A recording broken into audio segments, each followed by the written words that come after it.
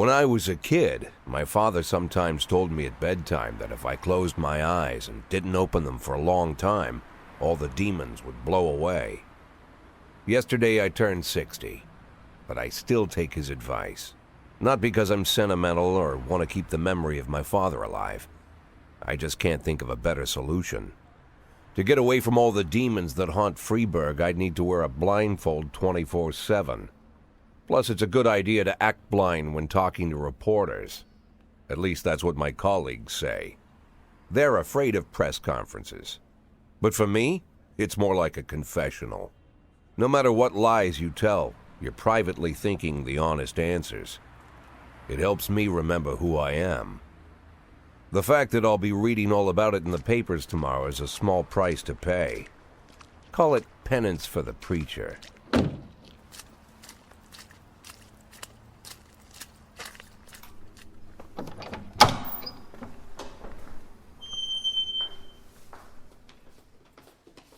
This is the first time I'm afraid of those answers my mind has given me. Not because I'm mad I'm losing my job. Though it's true, I'm mad as hell. Not because I subconsciously blame everyone else. Though I damn sure do blame them. And don't even ask me what my next move is. I can't imagine. But even that doesn't scare me. The worst thing is, I know I'm going to have to do something. I'll be damned if I know how far I'll go. I may have a lot of vices, but predictability isn't one of them.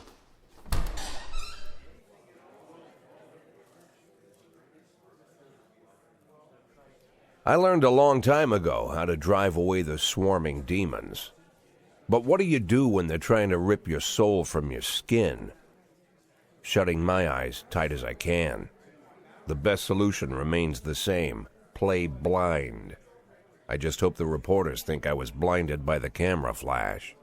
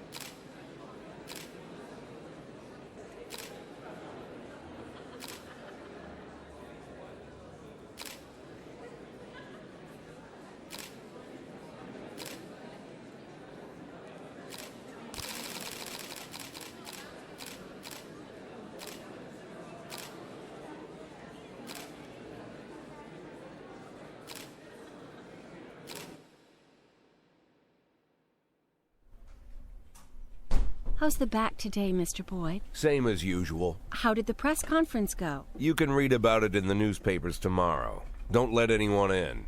Even Mr. Kendrick? Especially Mr. Kendrick.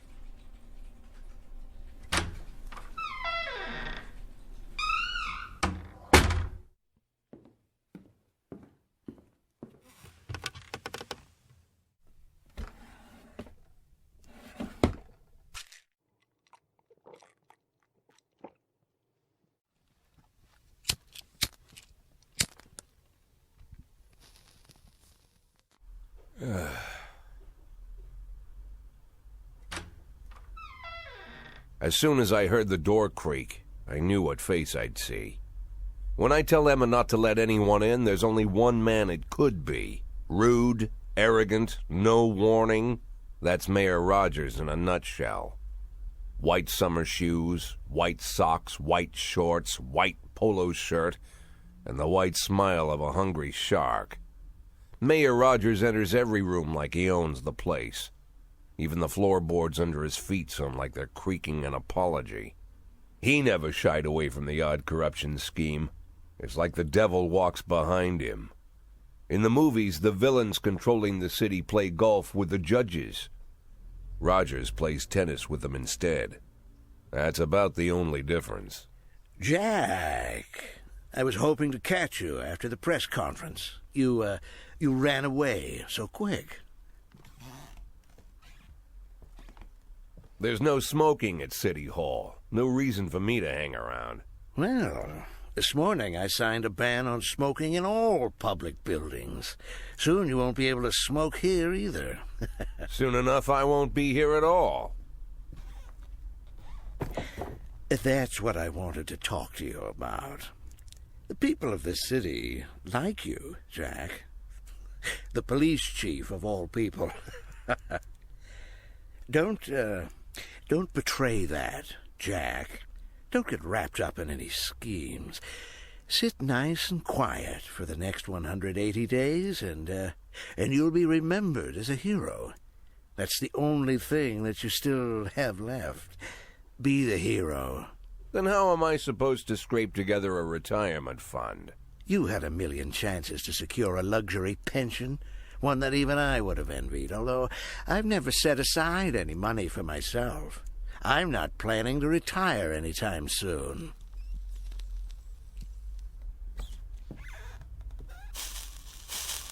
"180 days of quiet, Jack. That's all I need.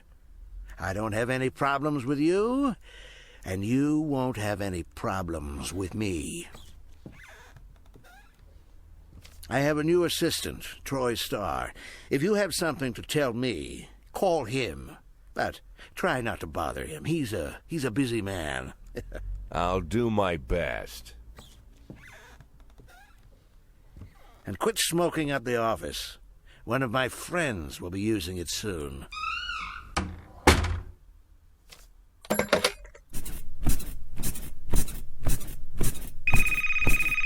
Oh, I'm sorry, babe.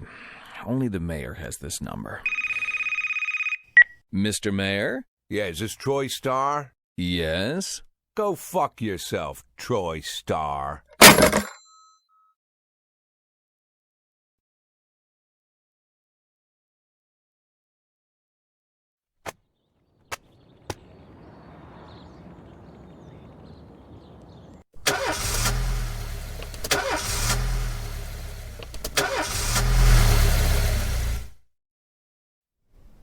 Cops don't use the police station cafeteria anymore. There's some kind of stigma against sitting shoulder to shoulder with your partners. Everybody just takes snacks from the machines or grabs a meal and hammers it down in the corner like a vulture on a corpse. The main thing? Don't look into anyone's eyes. Could be construed as an invitation to sit together. The only people eating here are ghosts.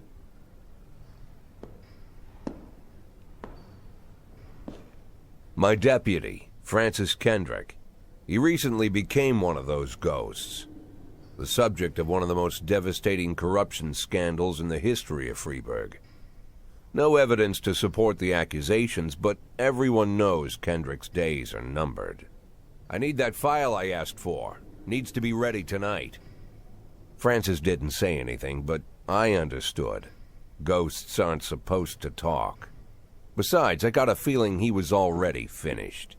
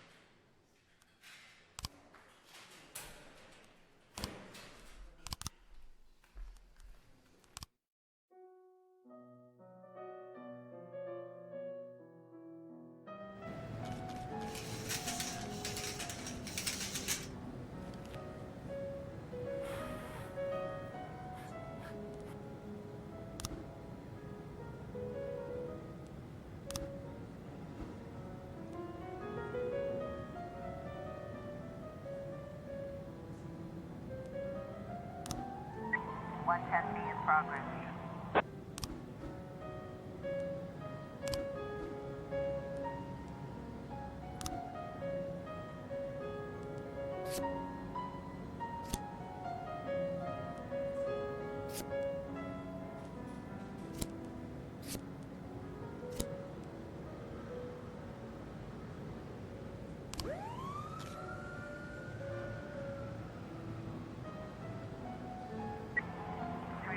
A in progress.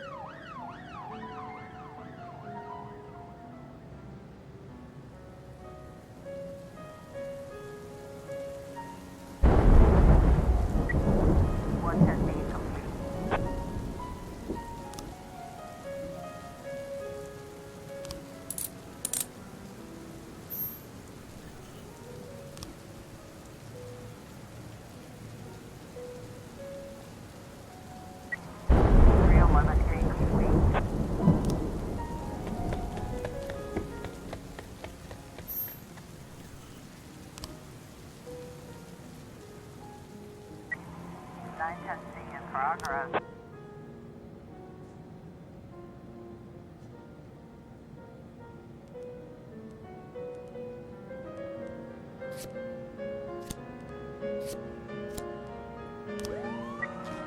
A in progress.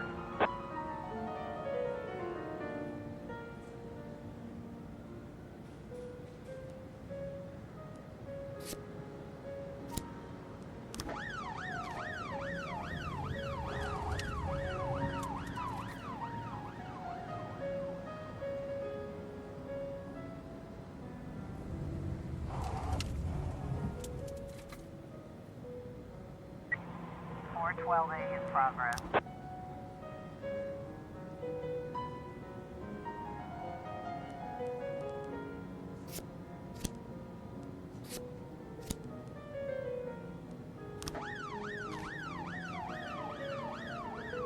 Looks like we have a situation here.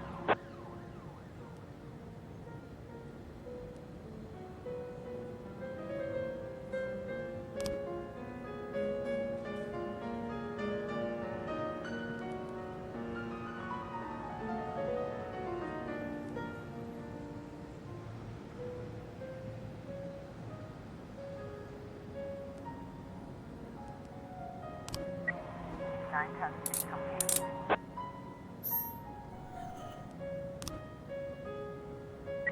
311A complete.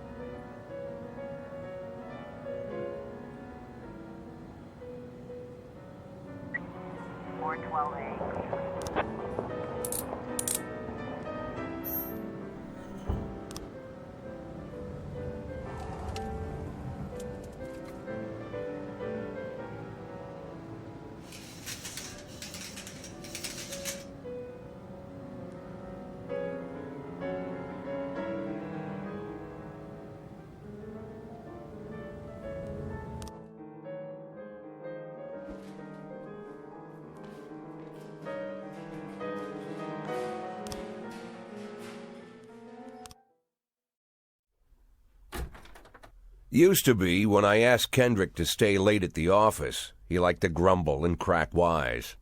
Nowadays, he doesn't have the strength for it.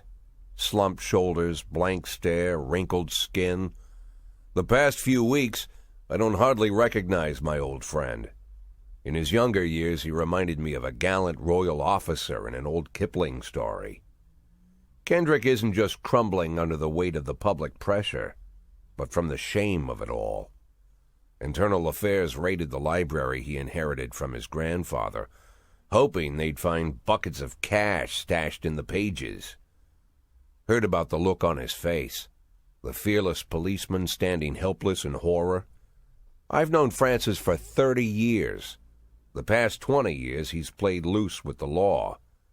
And I know that at a certain point every stolen dollar brings more misery than anything else. Probably sounds crazy, but I sympathize with the guy. What can I do? Your friends are your friends, and these are the waters we swim in. Called all of the people on that list today. Now they know you're in business, so you could get a call from any of them. You don't need to worry about any of them. I've cleared them all. And what kind of business are we talking here? It's nothing too serious, just like you asked. Should be just a few small favors. Payments will vary depending on the situation and who you're dealing with. How much are you looking to earn? $500,000. $500,000? Why not a whole million? Because everybody wants to take $1 million. Figured I'd try something different. $500,000 in 180 days? Well, you could earn it all above board if you netted all the big fish and hit all your bonuses. Never knew you for a fisherman. Well, you never got into my business, and I'm not trying to get into yours. But be careful about bringing in any other cops.